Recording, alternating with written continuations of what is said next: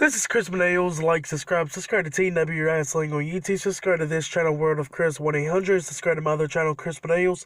And, follow me on Twitter, Instagram, Snapchat, and Facebook. Yeah, I'll be down there in the description box. And like this video, comment on this video about what you guys think about this video and all that. And, now I'm here to discuss about the Big Three from My Hero Academia.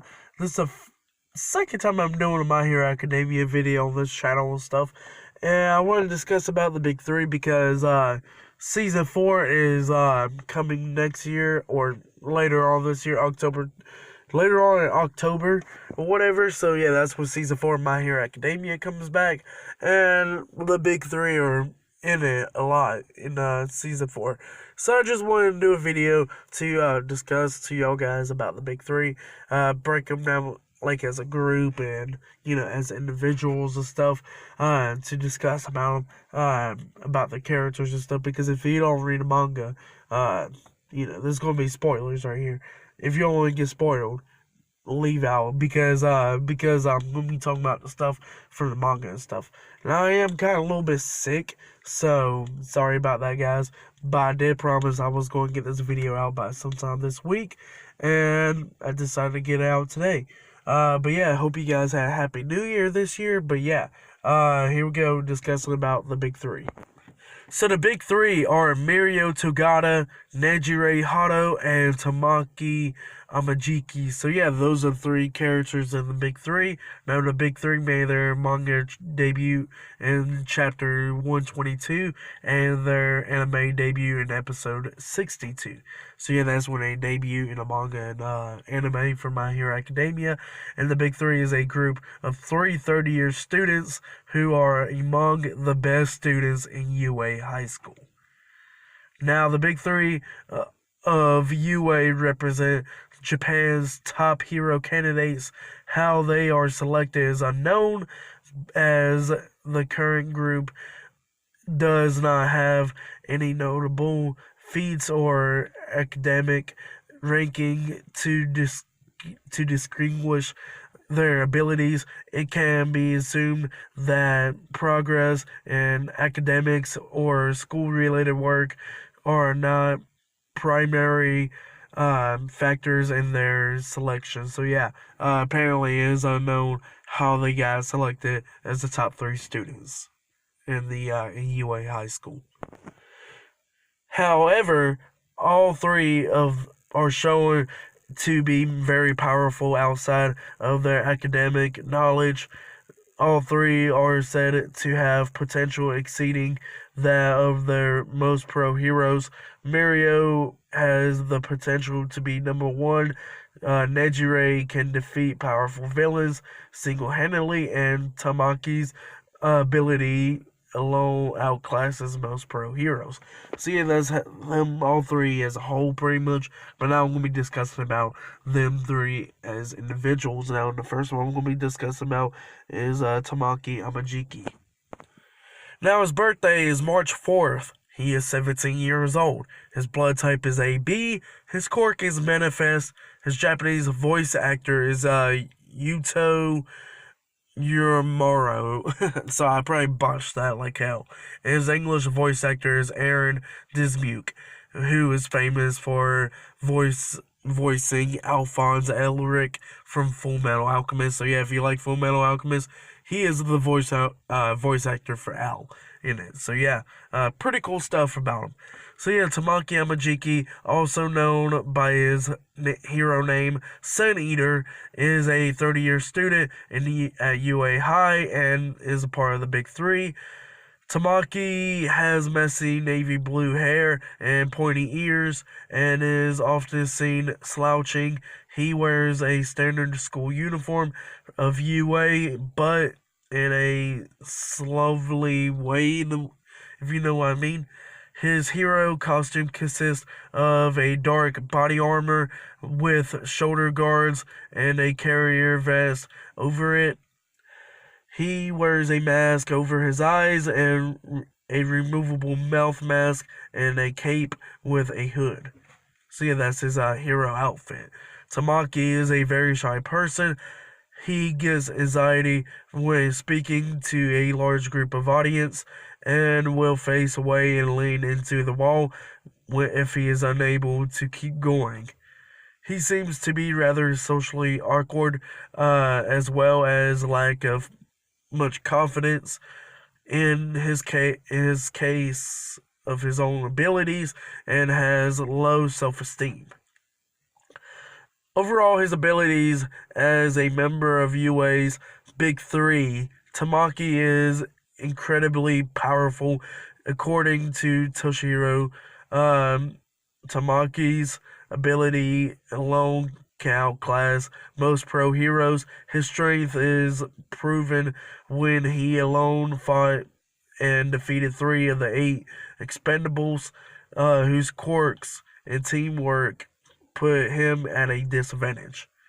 He has displayed mastery over his quirk, being able to use its versatility applications to its fullest in tandem with his actions. So yeah, that's what he can do.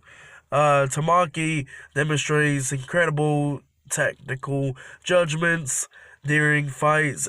He acted quickly to disarm three villains at once in order to tip the favor to the heroes. When he was overwhelmed by three of the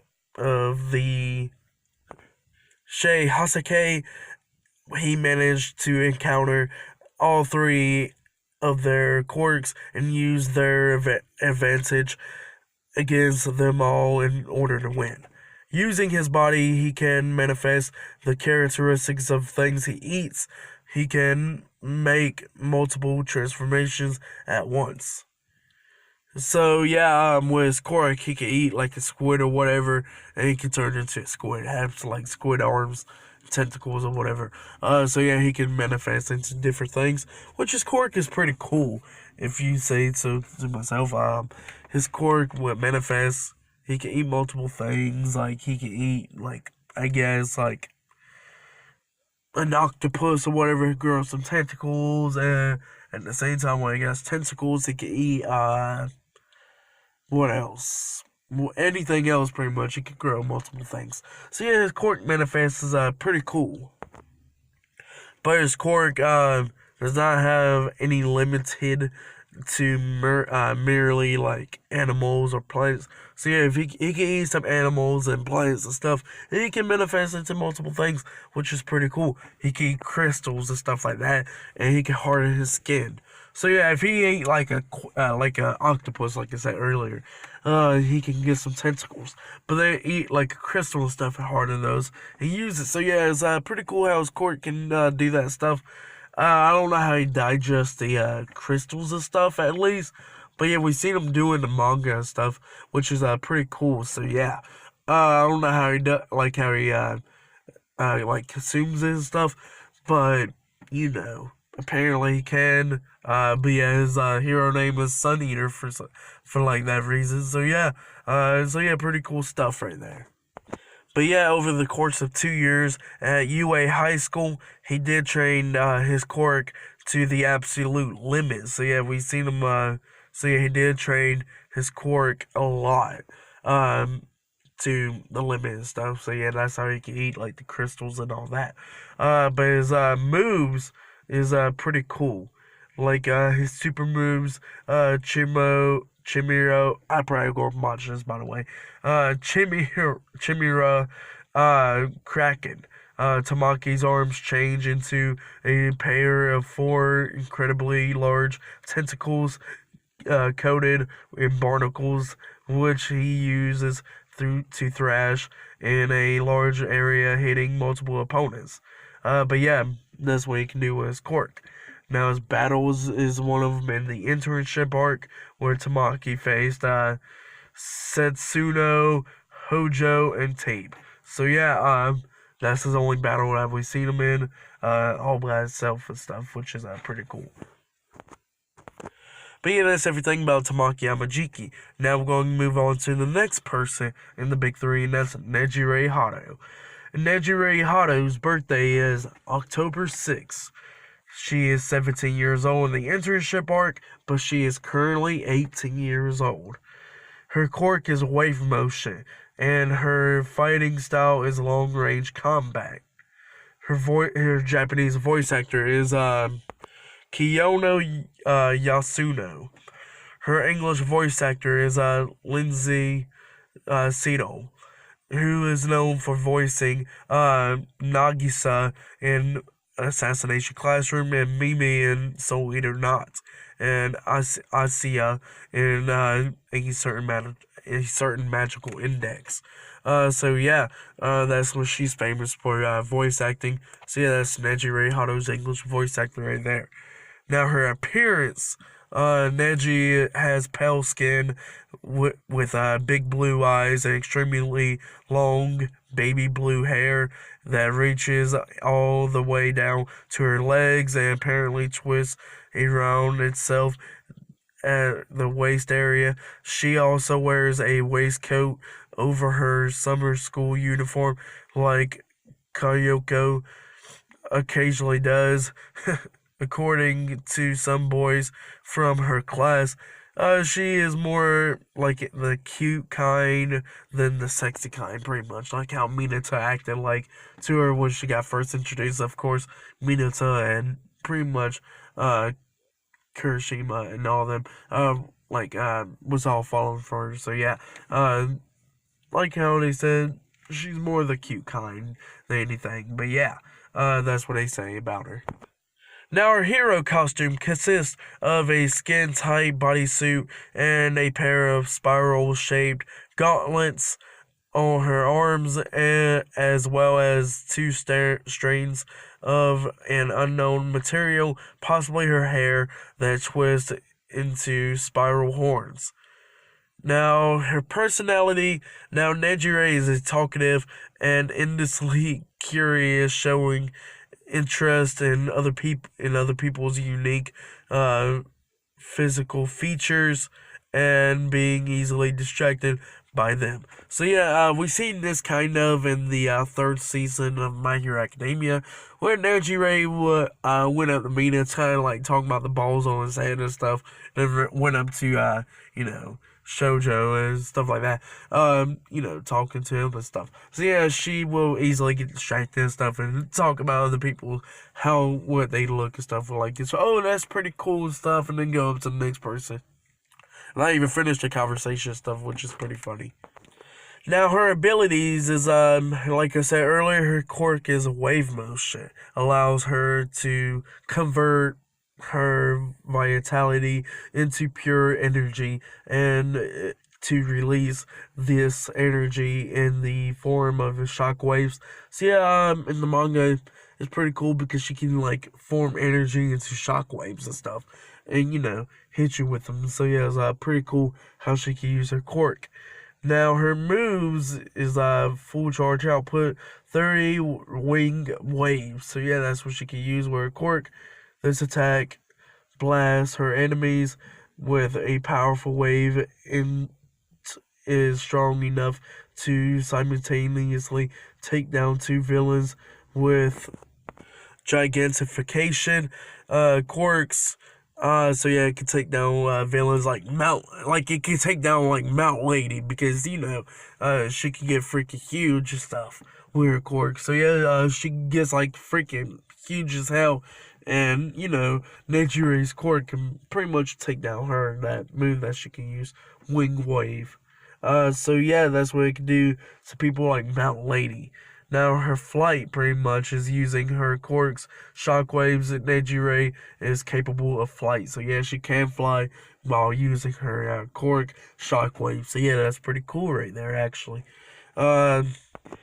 Now we're going to be discussing about Nejire's name. Now Nejire's last name, Hato, is the Japanese word for wave, which is like featuring her quirk, wave motion.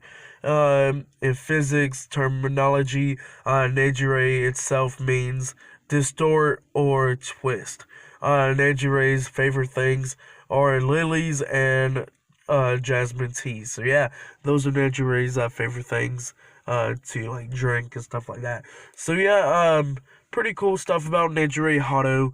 A lot of stuff that we learned about her. Now I don't think she was in any battles, if I'm not mistaken, in the manga and stuff.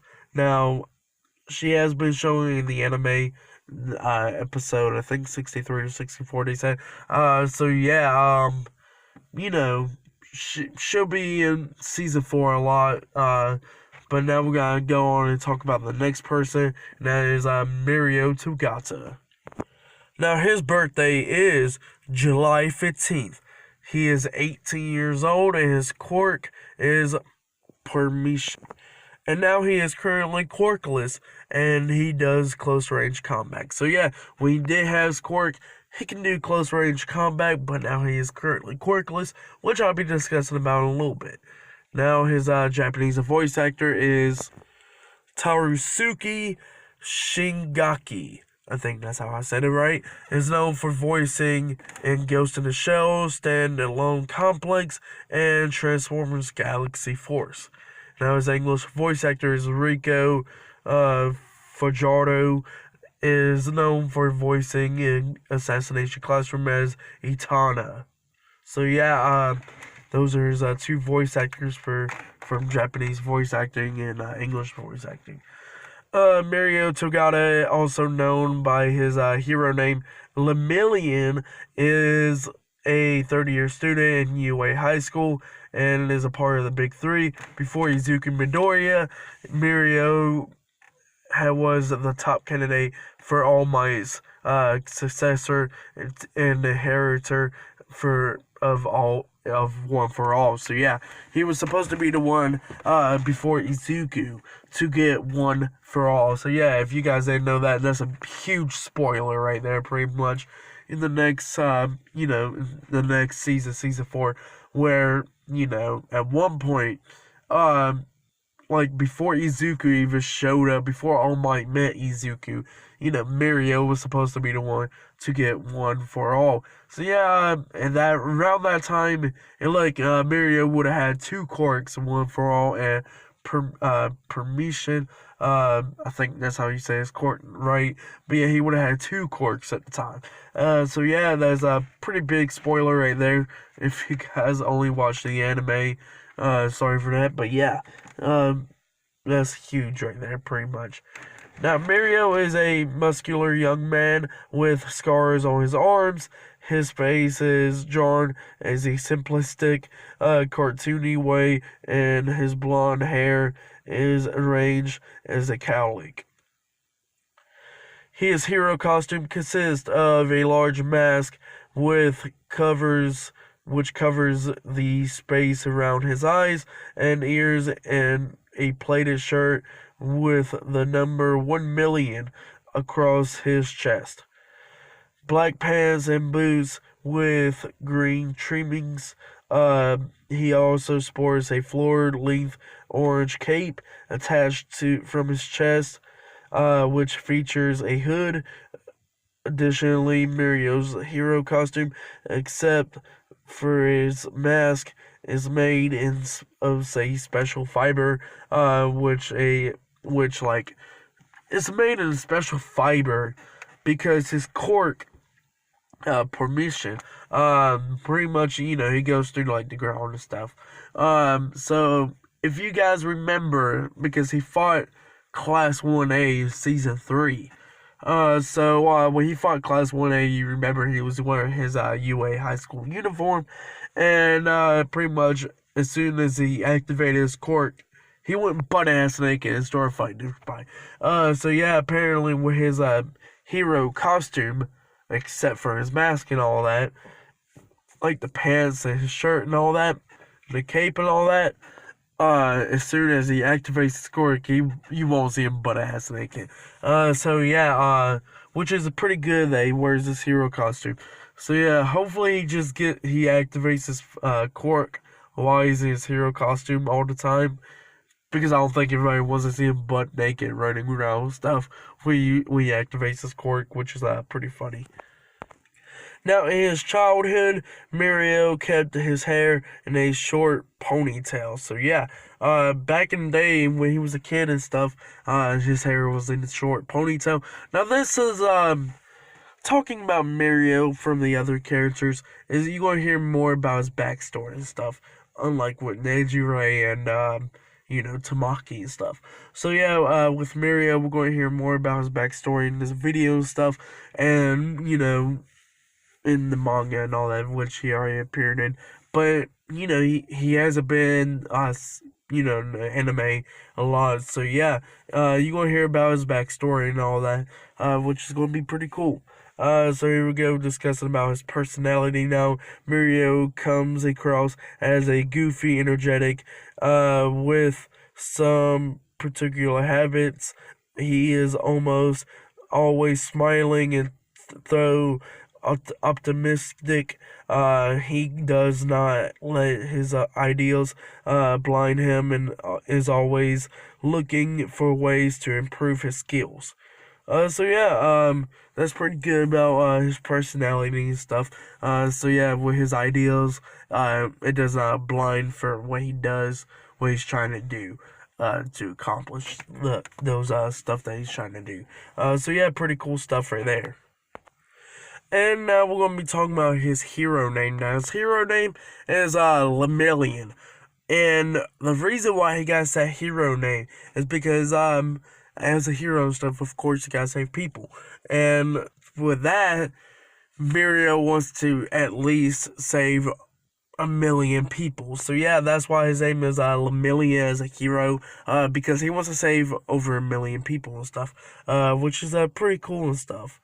But yeah, he was inspired by All Might when he was a kid and stuff, just like Izuku was. And he met All Might and all that, and he was supposed to be the next inheritor for One for All and stuff instead of Izuku. But then, the stuff with Izuku and stuff that we all know about happened, and yeah, Mirio never got One for All at all after that. Now, his abilities. Mirio is extremely powerful, showcasing incredible mastery over his quirk, such that the students of Class A thought him to be invincible. He is considered the top contender for the rank of number 1 hero, previously held by All Might and currently occupied by Endeavor right now. He was able to beat half of Class 1A in less than 6 seconds. So yeah, pretty cool stuff by Mirio right there.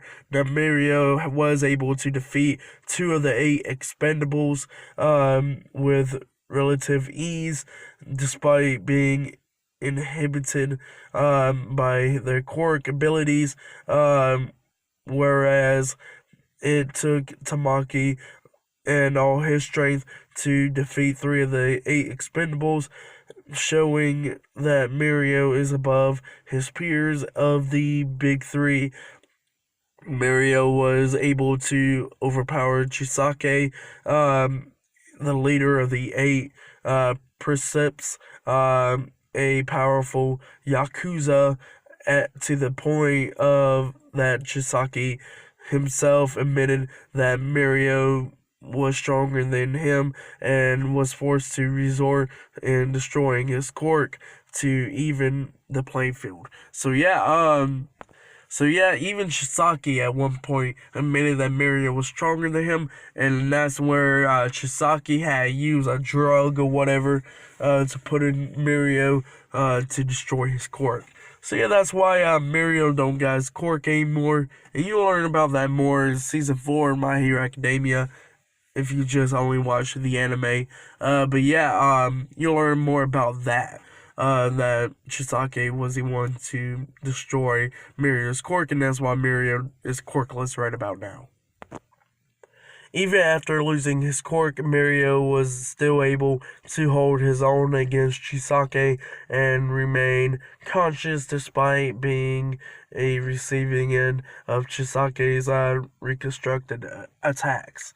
Now, his enhanced strength, Mirio seems to possess a good deal of physical strength enough to knock out a person and crush the floors easily.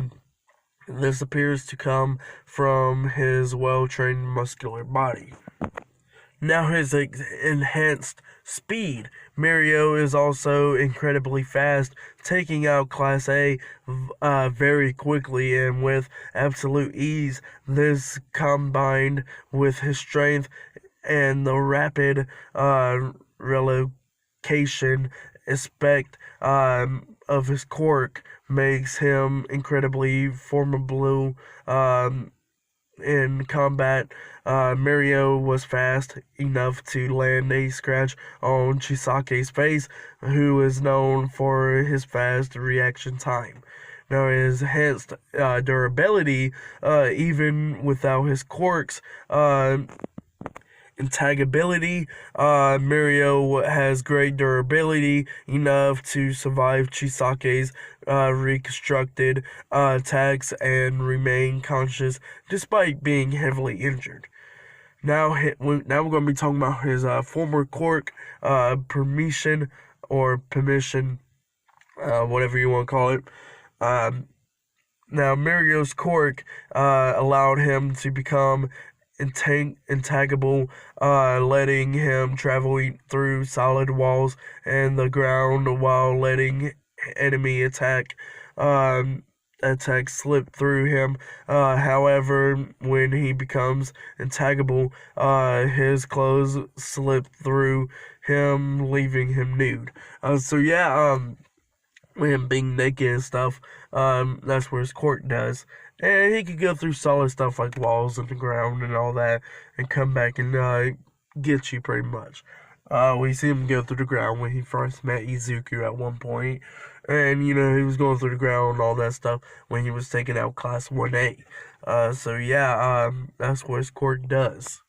And now we're going to be talking about his techniques, which a eyeball crush, a feint. Mario pretends to poke an opponent in the eye while his arm is intagable, distracting them long enough to deliver an actual blow to their stomach. Phantom minutes, a near intentional combo where Mario consistently launches himself at high speed out of his surroundings with all of his brute strength, striking all targets previously with pinpoint accuracy and calculations from all directions. His equipment, specialized costume, since Mario's quirk usually lets him phase out of his clothes and leave him nude, he has a costume that is made of a special fiber that is produced from his hair. That way his clothes will react when his quirk activates and also become intagable.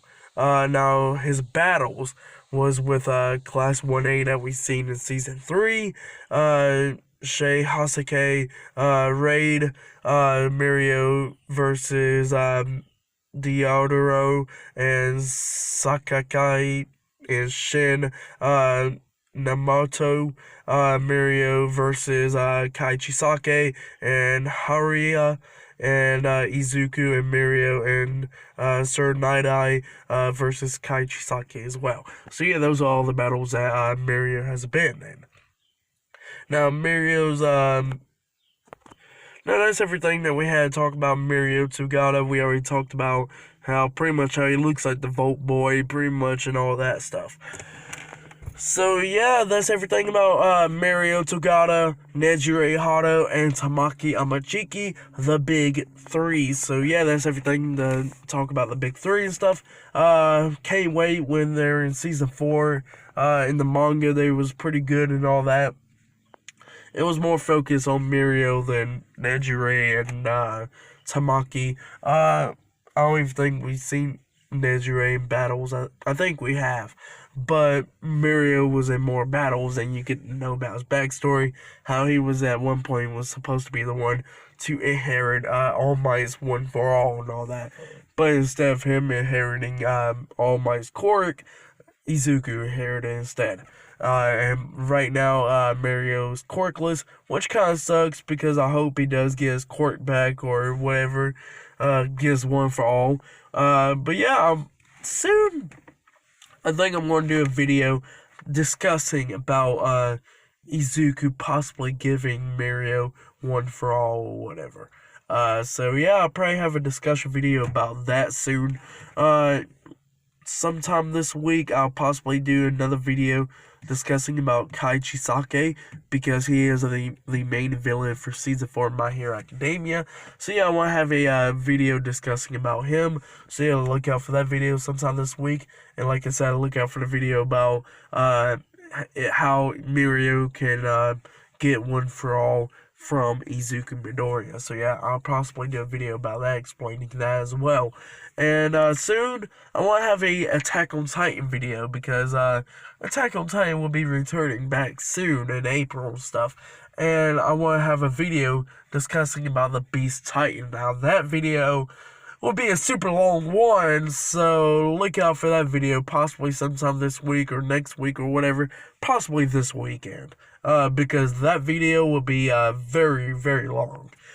So yeah, look out for that video as well, because I'm going to be explaining about a lot of stuff about the Beast Titan.